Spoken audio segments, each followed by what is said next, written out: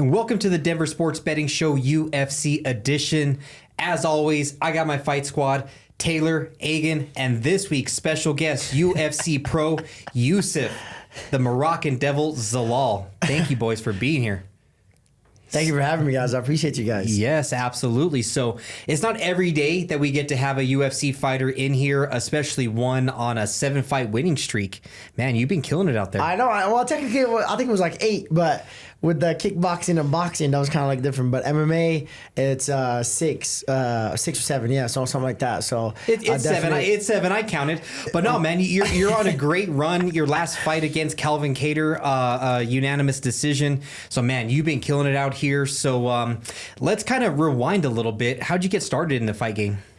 Bro, so my mom actually, I blame my mom for fighting. So she don't want to put me fighting. I know a lot of fighters said like, this like kind of chose me and this and that. Like I really did not choose fighting. Fighting just like kind of just got tossed on me. They're like, hey, you're going to get into kickboxing classes at 10 years old. It was me and my sister. And she was like, okay, you go from school, come home, do your homework, blah, blah, and then go straight to kickboxing, come back so I can stay away from trouble. Like she don't want me getting in trouble. So I was like, all right. And sure enough, I came to the U.S. in 2009 and my mom kind of like, because my mom was back in Morocco, and then she told my dad, was like, hey, take him to kickboxing. He always loved it and it was fun. So I went in there and that's when I started doing MMA, and the rest is history from there. It is history. When did you kind of realize like you were a little bit better than everybody else and you could kind of pursue this as a career? I never believed that until like the coaches and everybody else kind of told me that. Like they're like, hey, like I think you got something, like you should pursue it and all that stuff. And I was just like, yeah, sure. I thought it was cool. I thought it was the coolest thing in the world. Like, you know, I thought it'd be like this, like, oh my God, I'm be on TV, be on this, be on that. But that's not fun when you actually get in there and then you're like, oh, hold on, things have changed a little bit. But yeah, that was kind of like my first thing about it. But I feel like after I graduated high school and didn't know what to do, to be honest, with my life in a way. Like I didn't go to college, I didn't do nothing. So I was just like, all right, like if I'm going to pursue this, I'm going to put everything I have. And I had the support from great people in my life. And man, they pushed me to a whole different level. And I'm blessed for that. And I'm grateful for that opportunity they gave me. Yeah, and you have been at that upper level. You know, in doing the research for this interview, I'm looking at, you know, some of the people that you've entered the cage with. I mean, Calvin Kattar, Billy Quintanillo, Sean Woodson, Ilya Topuria. I mean, you've been up there since like the very beginning. And I mean, kind of what has it been like being in there? Let's go with Ilya because he's a champ right now. What was it like stepping in the cage with that guy?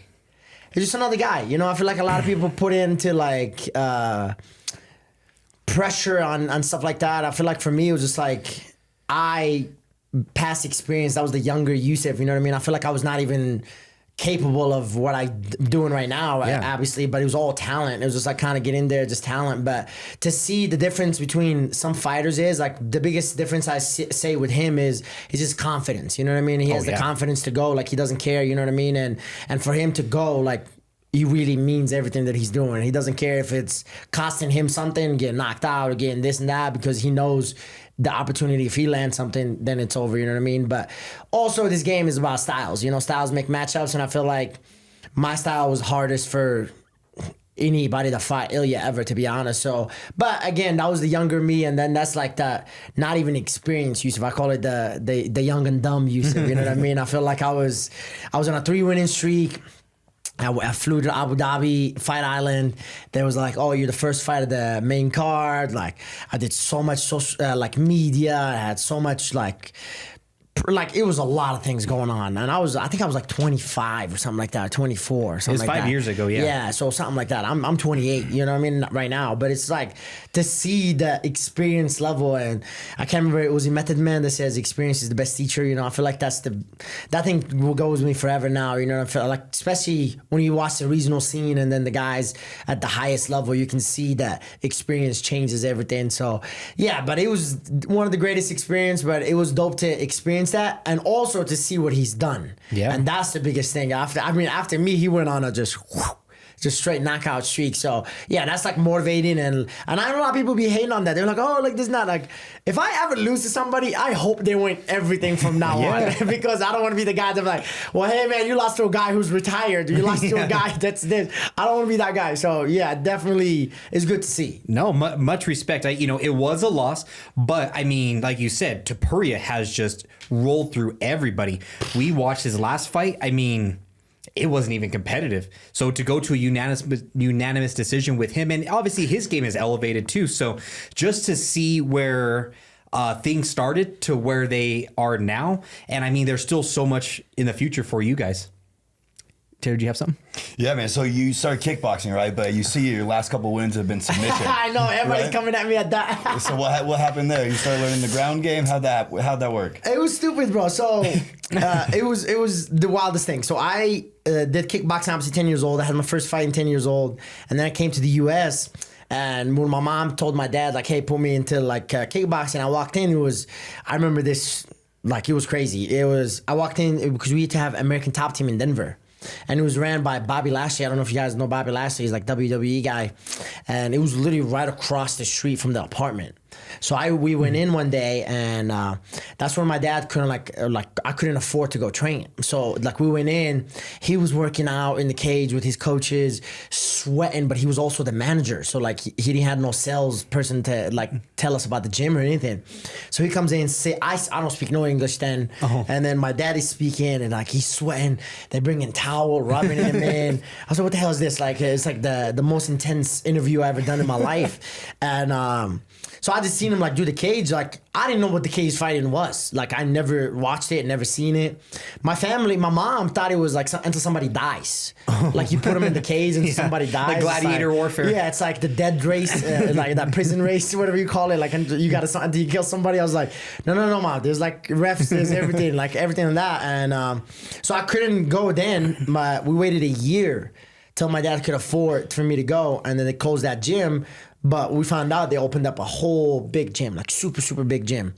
And I started doing jiu-jitsu, and a month in, I was like 2 weeks in, I did a tournament and just got beat no-gi by wrestlers, just got murdered. And my dad didn't want me to like train again. Like he was like, what am I paying for? You know what I mean? Yeah. Stuff like that. And from there, I literally fell in love with jiu-jitsu, and I started doing it from, I would say hard when I was 18 years old. And kind of when I got to the UFC, it was more like stuck to it. But I think until towards the second stint of my career, that's when I really fell in love with it. And I got my black belt last January. Nice, congratulations. So thank you. Yeah, it took 13 years to get that. And then, yeah, I just kind of have fun with it. And in this game, what I learned with the experience, obviously, it's like, you have to be good and everything. And who doesn't love jiu-jitsu, man? You get to hold somebody and really show them like, oh, you think you're good? And then you find out real quick. So that's kind of like the one part of it, and making fights as easy as possible and stuff like that. So that's why I fell in love with jiu-jitsu, and that's kind of what got better to that. Yeah. Shout out to the coaches too, man. They've been with me since a young age, and they improved my game a lot more. Absolutely, man. No, that's awesome to see all those submissions. What one do you like training better? Like stand-up or grappling? If you had your choice of one you just enjoy more? I would say striking, just because it's not as much as work, to be honest. At least for me, I don't think. But I know a lot of grapplers, if they go to striking, it's a lot, and it's opposite, goes the same way. But wrestling and jiu-jitsu takes a lot of work, man. Like, you have to be ready to go down, you know. But I would say striking. I always grew up striking. I love striking. Yeah, well, you're talking his language here. This man loves jiu-jitsu. In the cage, though, what's your favorite way to get a finish? Do you like it submission, or do you like a knockout? I feel like everybody in the world would say knockout, you know what I mean? I feel like you get to knock somebody out, it's amazing, but there's also that feeling of like, hey man, like I can grapple, I can do this stuff like that, but for me, obviously with my history, with my career, I would say grappling, so I would say submission. I don't want to be like a guy, oh yeah, knockout, and I'm like, well, you know, you only got yeah, but you keep submitting everybody. Yeah, that's all that matters. So as long as you get it done, that's what get it done. So you are the only fighter out of Morocco that I know of. What kind of love do you get back home? Oh yeah, man. There's definitely a lot of love. You know what I mean? I feel like a lot of people still getting used to the MMA community. You know what I mean? And I feel like they just opened when I went last in March. They opened up a UFC gym and stuff like that. Nice. So there's like definitely some love in the UFC. I still feel like they don't know that much about it, but yeah, I'm the only Moroccan, and to be honest, I'm the only Moroccan to ever break top 10. So it was kind of like crazy, and I'll be the only Moroccan to ever be a champion, and hopefully we get more guys to come in and really get the game rolling, and hopefully we have just more eyes on us, if that makes sense. No, it 100% does. And, you know, we had the conversation a couple of weeks ago about the international presence in the UFC right now. What was the stat? I think we only have one American champ or two American champs? One American Kayla Harrison? Is it Kayla Harrison? champ, 0 males. So that just goes to show. No male Americans? No.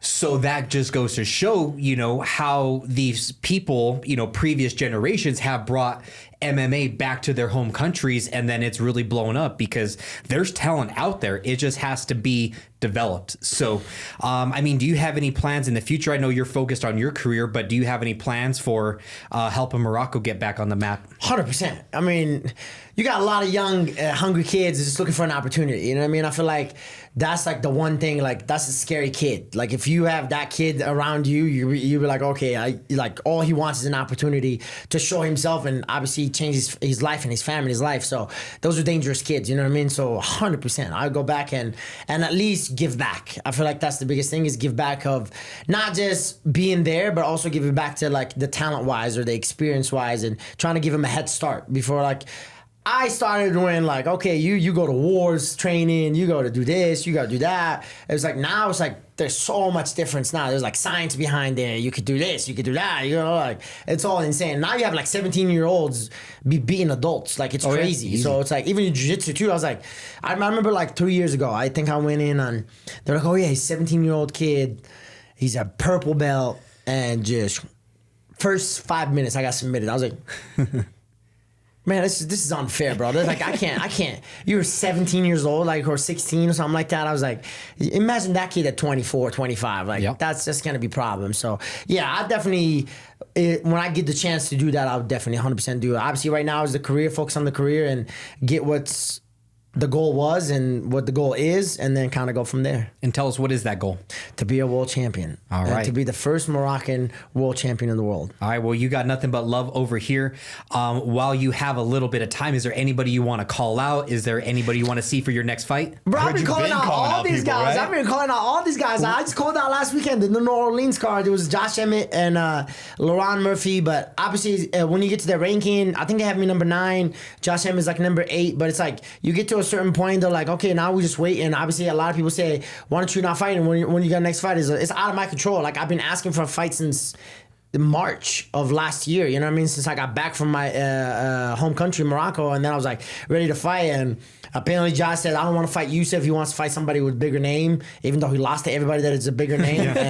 And also he's 1-3 his last 4 fights. So I was like, and he's also 40 years old. So I mean, like, you don't want to hold up the rankings, like kind of move from there. I called out Ortega, he's fighting Aljamain and stuff like that. So it just depends on what they want, and hopefully we'll see. But I'm ready for all those guys, man. And to be a world champion, you have to fight the best. So, and that's my goal, is to look up, not down. No, that's always looking up. So we're going to clip that. We're going to send it to Dana. We're going to get you a fight because you deserve it, man. I mean, like I said, imagine we get that right after we post it. We're like, yeah. I'll send it to him. He'll probably never look at it, but I'll still send it. But I mean, with your record, you deserve it. And I mean, you've done such a great job getting to where you're at right now. You deserve all the opportunities.